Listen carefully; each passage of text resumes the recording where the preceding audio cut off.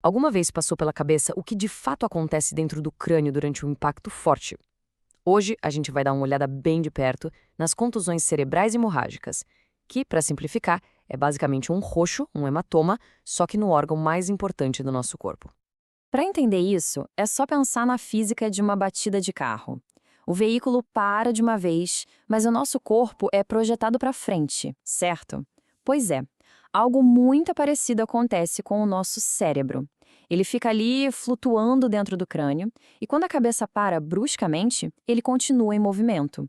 É nesse exato momento de inércia que a lesão acontece. E o resultado dessa colisão interna é a contusão cerebral hemorrágica. Pensa no machucado normal que a gente faz na pele. É a mesma ideia, só que acontecendo com o tecido super delicado do cérebro contra a parede rígida do crânio. Olha, o nosso cérebro até tem seus próprios sistemas de proteção, né? As meninges, o líquido céfalo-raquidiano funcionam como uma espécie de airbag.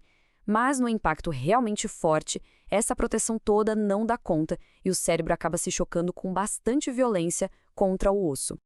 Mas, afinal, por que um simples choque pode causar um estrago tão grande? A resposta, por incrível que pareça, está na arquitetura interna do nosso crânio, que é bem traiçoeira. Vamos dar uma espiada. É até irônico pensar nisso, mas o mesmo osso que protege nosso cérebro por fora pode ser um grande inimigo por dentro. A base do crânio não é uma superfície lisinha, não. Pelo contrário, é cheia de saliências, pontas, quase como uma paisagem de rochas.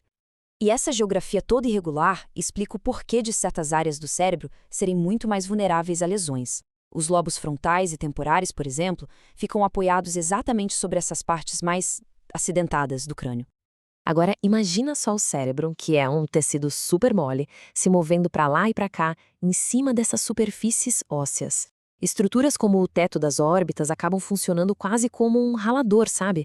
Elas causam um dano direto na parte de baixo dos lobos frontais e temporais durante esse movimento de vai e vem.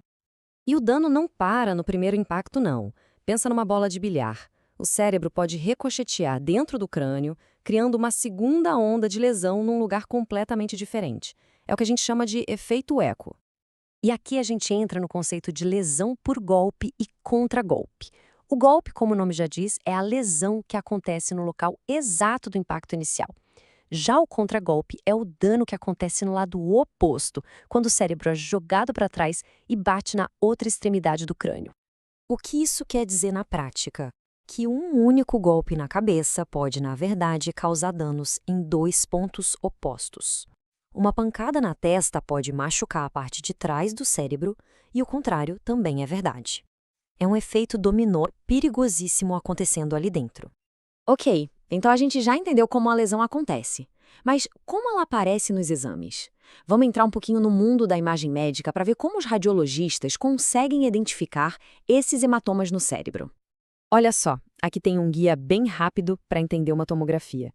No exame sem contraste, o sangue fresco de uma hemorragia aparece como um branco bem brilhante, o que os médicos chamam de hiperdenso. Já o inchaço ao redor, o edema, que é basicamente líquido, aparece como um cinza mais escuro, ou hipodenso. Com isso em mente, a imagem de uma contusão típica é mais ou menos assim: pequenos focos brancos e brilhantes, que são sangue, cercados por uma espécie de névoa cinza escura, que é o inchaço. E claro, geralmente aparecem naquelas áreas mais vulneráveis que a gente já falou, como os lobos frontais e temporais. E um ponto muito importante: essas contusões raramente vêm sozinhas. Como dizem os especialistas, em casos de trauma grave, é muito difícil ter uma única lesão. É bem comum encontrar várias lesões juntas, como hemorragias subaracnoides ou hematomas subdurais, tudo associado à contusão. Uma lesão cerebral não é algo estático, ela evolui com o tempo. E a aparência dela na tomografia muda bastante à medida que o corpo vai trabalhando no processo de cura. Essa linha do tempo mostra bem como a lesão se cura. No começo, na fase aguda, o sangue fresco brilha em branco. Depois de algumas semanas, na fase subaguda, o corpo começa a reabsorver aquele sangue e a imagem vai ficando mais acinzentada. E por fim, na fase crônica, o que sobra é uma área escura, quase como uma cicatriz no cérebro. Por trás dessa mudança de cor na imagem, tem todo um processo acontecendo. O inchaço está diminuindo e o tecido cerebral que foi danificado pode até encolher um pouco de volume, deixando ali uma marca permanente. E isso tudo nos leva a uma questão final que é fundamental. Uma lesão antiga, já cicatrizada, aparece nos exames como uma mancha escura. Agora, imagina a situação. O médico olha essa imagem sem saber do histórico de trauma do paciente. Aquela mancha escura, ela poderia ser confundida com um monte de outras coisas. Um cisto, um abscesso, até mesmo um tumor. Isso só reforça a importância crucial de sempre conectar a imagem com a história do paciente para conseguir chegar no diagnóstico certo.